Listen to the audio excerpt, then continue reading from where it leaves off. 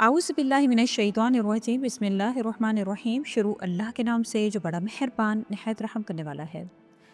अस्सलाम वालेकुम, मेरा नाम मोमिना मेहरबान है और आप मेरा यूट्यूब चैनल पीरे कामिल देख रहे हैं। आज हम बात करेंगे अल्लाह ताला के दो ऐसे अजीम और जलाल से भरपूर नामों के बारे में, जिनमें इसकी कुदरत, इंसाफ और बादशाही की झलक है। ये नाम है या जब्बारू या कहारू। ये दोनों नाम सिर्फ अल्फाज नहीं है बल्कि रूहानी ताकत हैं। जो इंसान इन नामों को समझ कर पढ़ता है, इसके दिल से खौफ, कमज़ोरी और जुल्म का साया मिट जाता है। या जब्बार, जो इसका अव्वल हिस्सा है। अल जब्बार का मतलब है वो जो टूटे हुए दिलों को जोड़ देता है, कमज़ोरों को ताकत देता है और ज़ालिमों के मुकाबले में अदल कायम करता है। बाज़ लोग समझते हैं कि इसका मतलब है जबर करने वाला, नाउज़ बिल्लाह। अल जब्बार का मतलब है टूटे हुए दिलों को जोड़ देने वाला। अल्लाह ताला ख़ुद कुरान करीम में फ़रमाते हैं, हुवल्लाहुल्लज़ी ला इलाहा इल्ला हुवल मालिकुल कुद्दूसुस सलामुल मुमिनुल मुहैमिनुल अज़ीज़ुल जब्बारुल मुतकब्बिर। यानी वो अल्लाह जिसके सिवा कोई माबूद नहीं, वो बादशाह है, पाक है, अमन देने वाला है, निगहबान है, ज़बरदस्त है, ताकत देने वाला है, बड़ाई वाला है। ये सूरह हशर की आयत नंबर 23 है। यानी जब तुम्हारे दिल टूट जाएं, उम्मीद ख़त्म हो जाए, तो या जब्बारू को पढ़ो, क्योंकि वही टूटे दिल जोड़ने वाला है। या कहारू, अल कहार का मतलब है जो सब पर गालिब हो, कोई भी इसके हुक्म से निकल नहीं सकता। वो ज़ालिमों को ज़लील करने वाला और मज़लूमों को इज़्ज़त देने वाला है। अब अल कहार का मतलब कहर डालने वाला नहीं है। बाज़ लोग समझते हैं कि इसका मतलब कहर डालने वाला, नाउज़ बिल्लाह। इसका मतलब है जो सब पर गालिब हो, जिसके हुक्म से कोई निकल ना सकता हो। कुरान करीम में अल्लाह ताला सूरह अनाम की आयत नंबर 18 में फ़रमाते हैं, इन्नल्लाहु वल काहिरुल फौका इबादिही, यानी बेशक अल्लाह अपने बंदों पर गालिब है। या कहार का विर्द दिल को जुल्म, हसद और खौफ से पाक करता है। ये इसमें मुबारक इस शख्स के लिए ढाल बन जाता है जो ज़ालिमों से डरता है या किसी ताकतवर के जुल्म में फंसा हुआ हो।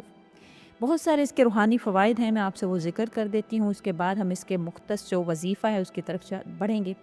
जो शख्स भी इसको रोज़ाना या जब्बारू या कहारू को 100 मरतबा सुबह शाम में पढ़ता है, तो अल्लाह ताला इसके दिल से खौफ ख़त्म कर देते हैं और दुश्मनों पर इसको गलबा अता करते हैं। अगर कोई शख्स बेइज्जती, जुल्म या तौहीन का शिकार हो, तो वो वज़ू के साथ 41 मरतबा या जब्बारू या कहारू पढ़े। इंशाअल्लाह अल्लाह ताला इसे इज़्ज़त और मदद अता फ़रमाएंगे। अगर किसी शख्स का दिल टूटा हुआ हो, ज़िंदगी में मुश्किलात हों, तो ये ज़िक्र दिल को सुकून देगा और बंदे के लिए अल्लाह की रहमत के दरवाज़ों को इंशाअल्लाह खोल देगा। रिज़्क़, ताकत, दिली इत्मीनान के लिए अगर आप जुमा के दिन 300 मरतबा पढ़ें, तो ये आपको बेहद फ़ायदा देगा इंशाअल्लाह। जब आपके हालात जो हैं वो आपको तोड़ कर रख देते हैं, जब आपके करीब कोई नहीं रहता है, तो याद रखिए कि अल्लाह अल्लाह वो रब अल जब्बार जो आपको जोड़ता है, वो आपका रब अल कहार जो हर ज़ालिम को मिटा देता है। बस दिल से आपने कहना है, या जब्बार या कहार, मेरे दिल को जोड़ दीजिए, मेरे दुश्मनों के शर से मुझे बचा लीजिए और मुझे अपने करीब कर लीजिए।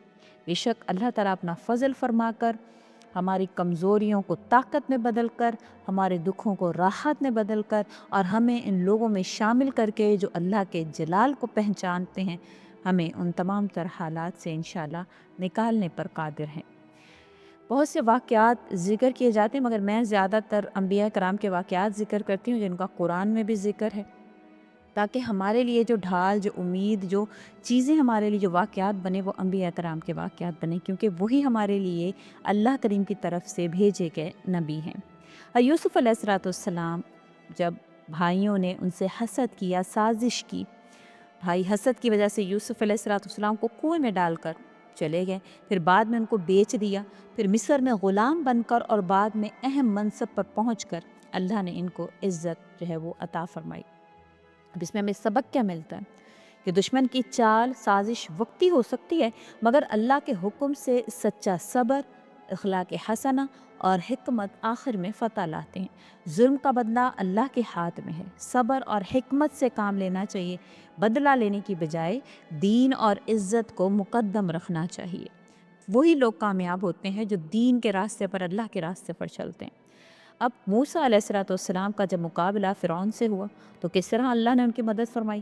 فرعون نے ظلم و ستم اور جبر سے موسیٰ اور بنی اسرائیل کو ستم زدہ رکھا۔ موسیٰ علیہ الصلوۃ والسلام صبر اور اللہ کی طرف رجوع کے بعد معجزات اور فتح دیکھتے ہیں، جیسے کہ اللہ نے ان کو بحر احمر وغیرہ عطا فرمایا۔ اور اللہ تعالیٰ نے کیا اس سے جو ہے وہ ہمارے لیے سبق کیا اللہ نے نکالا کہ ظالم جتنی بھی ظلم کر لے، جتنا بھی طاقتور ہو، اللہ کی نصرت کا وقت جب آتا ہے تو دشمن کی جو طاقت ہے وہ دیکھ کر گھبرانا نہیں ہے، بلکہ اللہ سے مدد مانگنی ہے اور حکمت سے عمل کرنا ہے۔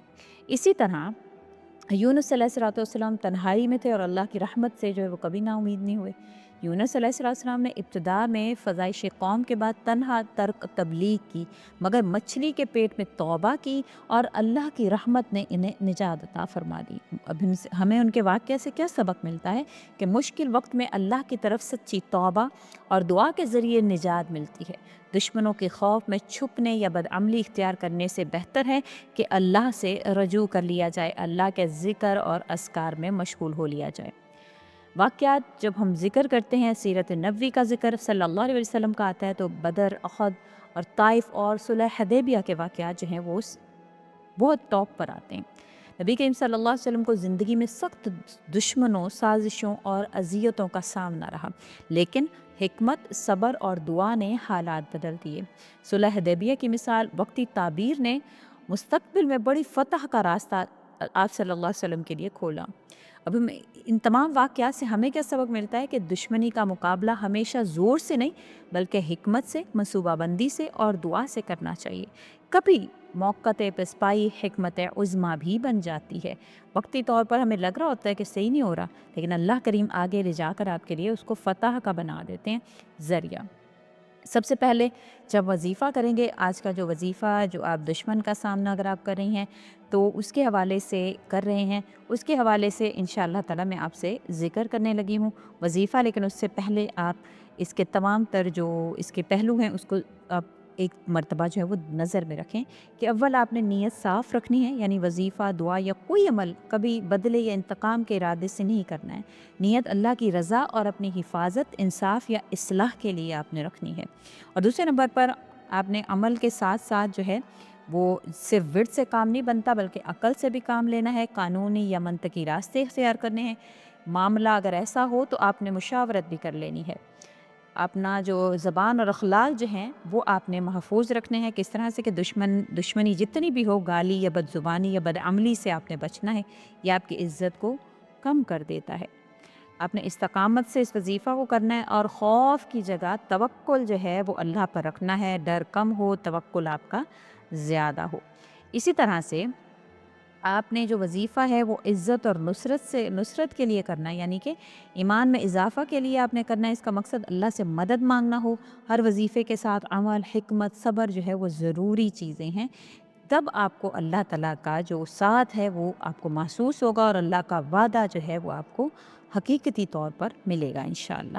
سب سے پہلے جو وظیفہ ہے وہ حفاظت کے لیے، دشمن کی سازش سے نجات کے لیے ہے۔ طریقہ کیا ہے کہ وضو کر کے قیلولہ یا بعد نماز فجر کے فوراً بعد آپ بیٹھیں گے۔ نیت آپ نے کیا کرنی ہے کہ یا اللہ اپنے اس اسم جلالی کے ذریعے میری حفاظت فرمائیں۔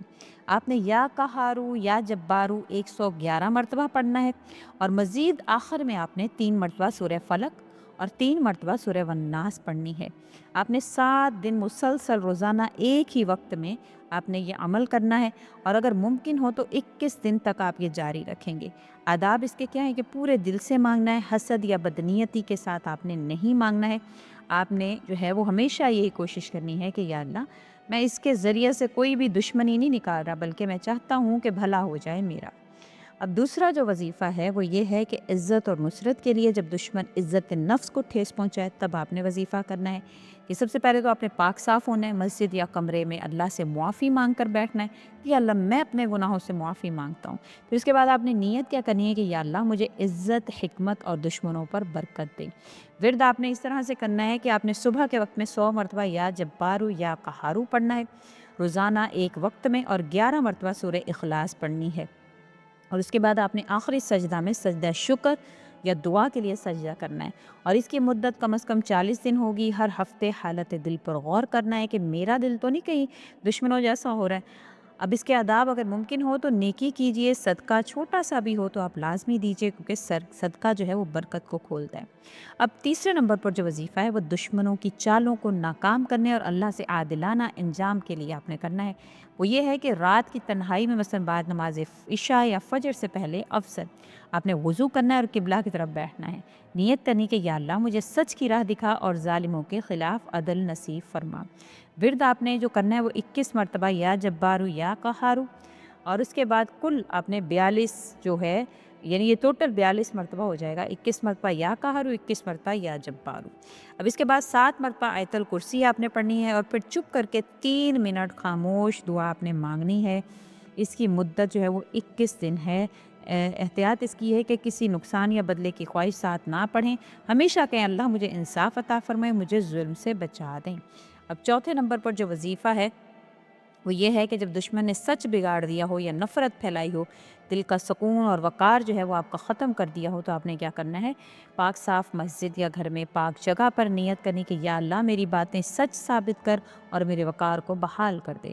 ورد کیا کرنا ہے، 3 مرتبہ آپ نے نماز کے بعد 41 مرتبہ یا جبارو یا قہارو پڑھنا ہے، پھر اس کے ساتھ روزانہ 7 مرتبہ سورۃ الفاتحہ دل کی تسکین کے لیے آپ نے کرنی ہے۔ اس کی مدت 30 دن ہے، انشاءاللہ آپ کو دلی سکون حاصل ہوگا۔